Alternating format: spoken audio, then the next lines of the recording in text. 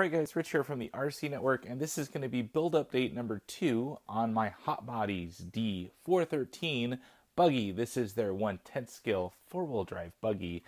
So I've been building now for a couple of hours in all, and really have gotten a lot together on this buggy, and it's somewhat of an unconventional build.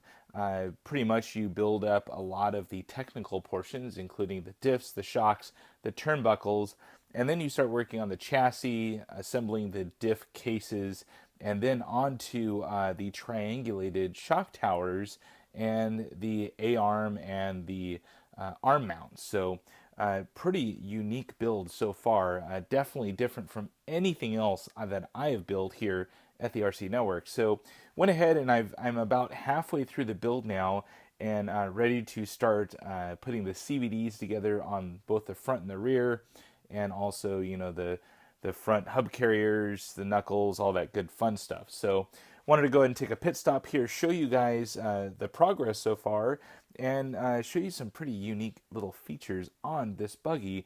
Now, like I said, this is definitely an unconventional buggy from the videos that I've seen on Torrance DeGuzman and Ty Tessman. They basically started from scratch a couple of years ago to start designing this particular buggy, and they didn't really look at any other designs. They just went with, what could we really do to make a four-wheel drive buggy even better than it already was? So this is the culmination of those couple of years of research and development. So one really cool thing that I noticed on this buggy so far is definitely these arm mounts and these arms. If you see here, they have a kind of a monocoque design to where they have a cover on the top of it. I actually thought it was on the bottom originally when I saw it, but the cover's on the top to basically make a fully solid arm.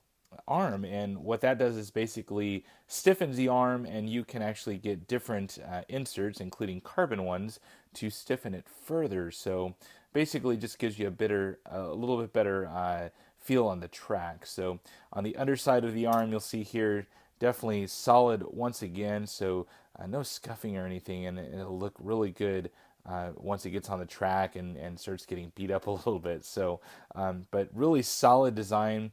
Another cool thing was these arm mounts. You'll see here they have these kind of aluminum pieces, and the arm mount bolt kind of goes through there, goes to the back, and that's basically how you adjust all of your settings on this buggy, by these different orange shims and whatnot that kind of space things out, and that's all your adjustments. So this thing is just infinitely adjustable. So pretty cool there. Another thing I noticed is on the steering rack, and you guys can kind of see it move completely freely. There's nothing holding that thing up. Really smooth design. And you'll notice here that little added carbon piece that was included in the kit, which was pretty cool. So really smooth. I've heard that there's some slop in the steering. We'll have to see once we get this thing built. Right now it feels completely solid, so really happy with that. Now, one thing that's kind of weird is you actually install the sway bars really early in the build, and it's actually held on by these triangulated shock towers right here. That is actually the piece that holds the sway bars on. And then, of course, you see the huge, I believe these are 4mm thick carbon towers, and they're just kind of bolted onto those triangulated plastic pieces. And, just really cool design. These go all the way up to the steering post here.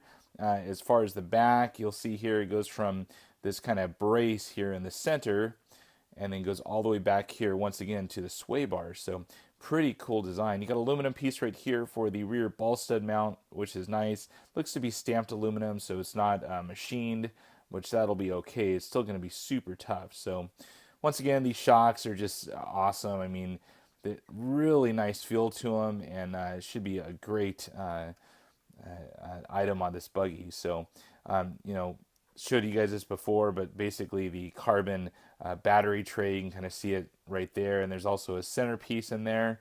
So really nice design. Well, that's it, guys. That's going to be build update number 2 I can't wait to get more building on this thing. Actually, as soon as I get done shooting this video, I am turning some more wrenches here at the RC Network. So, well, that's it, guys. Any comments or questions, feel free to put those on down in the video description down below in the comments section. And as always, thumbs up and subscribe. That's it for now, guys. Over and out.